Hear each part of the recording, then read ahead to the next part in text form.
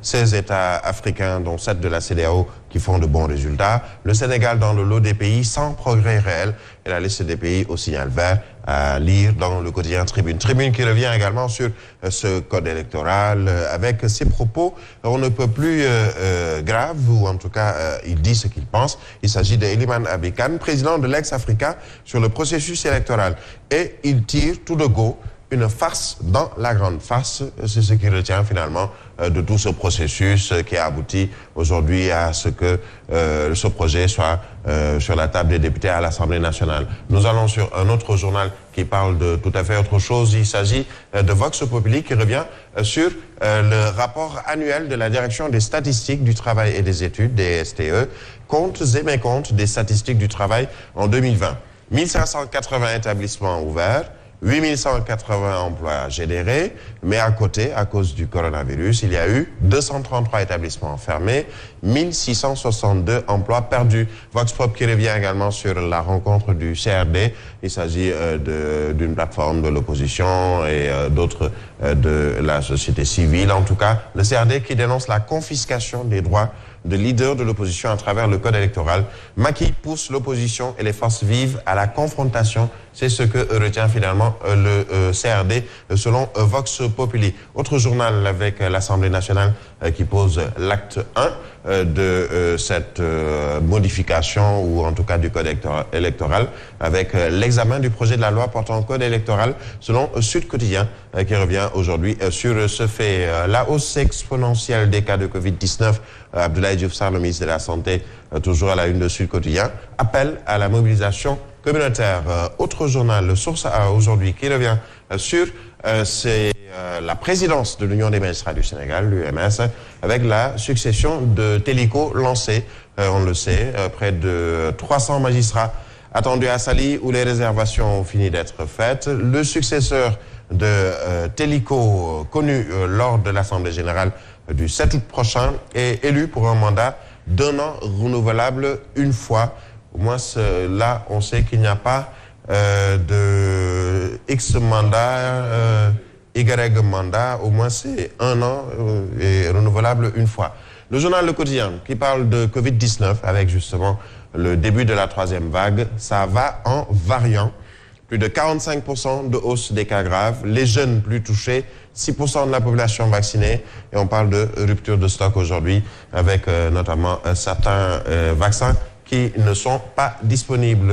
Les drames du Covid, l'Observateur en parle justement avec cette 3e vague, les conséquences sur les emplois, le déficit de lits de réa-Covid, le danger sur les projections économiques, les assurances du ministre Diouf Sarr et de ses collaborateurs concernant justement ce coronavirus. C'est justement le journal Le Témoin qui revient sur le Covid-19 et le ministère de la Santé qui sonne ce qu'on appelle l'alerte Gaindé. Alors, c'est toute une panoplie de mesures qui sont prises pour faire face à cette 3e vague. On annonce 35 centrales d'oxygène commandées pour les cas graves, 221 lits oxygénés, les CTE, donc les centres de traitement des épidémies qui sont réactivés. Et ce qui est préoccupant, ce sont des jeunes de moins de 35 ans qui tombent malades avec souvent des cas graves et même des décès, selon le journal Le Témoin, qui revient également sur cet autre phénomène, ou en tout cas ce qui préoccupe encore aussi, selon Le Témoin, à savoir le pays ne dispose que d'un stock de 200 000 doses de vaccins. On est à peu près à 500 et quelques mille Sénégalais qui ont été vaccinés. On parle de moins de 6% de la population. Si l'on sait que l'objectif serait de vacciner le grand maximum. Revenons sur le code électoral avec le quotidien L'Info. Le code électoral passe en plénière lundi prochain.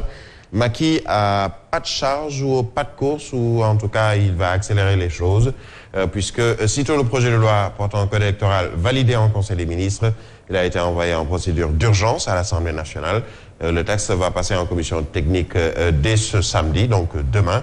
Ensuite, il sera soumis à la plénière le lundi 12 juillet 2021, nous dit le journal. Nous allons sur Maître Abdoulaye Wade avec le quotidien Enquête sur cette modification du code électoral. Il oppose son veto, Maître Wade et le Parti démocratique sénégalais, puisque le groupe Liberté et Démocratie, qui dénonce un manque de respect de la majorité et va voter contre, Bara Dolly Mbacké de Bokk Gis Gis de dire vous faites plutôt tous dans la précipitation, tout plutôt et tout le temps des projets de loi d'urgence. Le dialogue n'a permis de régler aucun des points de crispation de la place politique. Et l'expert Ndiaga Sylla qui dénonce un très grand gâchis finalement. Tout ça pour ça. Parlons élections et surtout les élections locales, la présidentielle avec le code électoral, etc.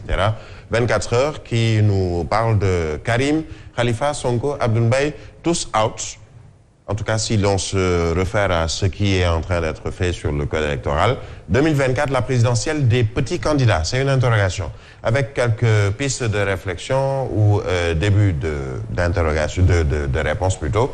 Dans l'état actuel du Sénégal, les tensions internes et les clivages de plus en plus forts de la société, l'autocensure qui monte les escaliers, il serait inimaginable de n'avoir finalement aucun candidat capable de déclencher le moindre enthousiasme, de galvaniser la moindre foule. Alioune Tine de dire, est-ce possible d'imaginer 2024 sans Karim, sans Khalifa ou Sonko? C'est un peu son interrogation. Et il est assez dubitatif et circonspect sur le sujet.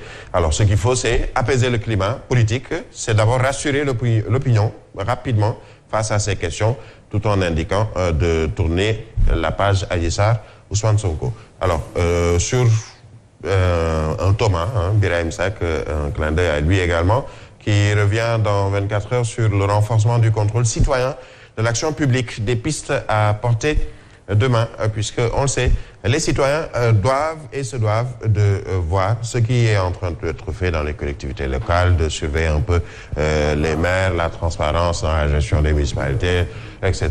La dépêche qui revient sur Racine Sy, qui a été élu président de la Confédération des organisations privées de l'industrie touristique de la CEDEAO. Autre sujet qui revient dans pas mal de journaux, vol d'électricité confirmé par l'huissier Mariam Sakine.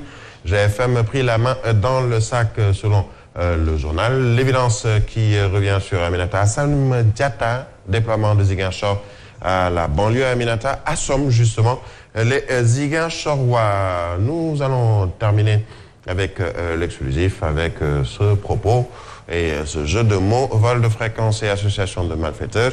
Youkhous chez les Ndour, c'est ce que nous dit l'exclusif. Nous n'allons pas trop en parler. Bonne lecture et on se retrouve tout à l'heure pour la revue de la presse complète. Et merci beaucoup et on se retrouve tout de suite pour commenter bien sûr l'actualité de la presse du jour.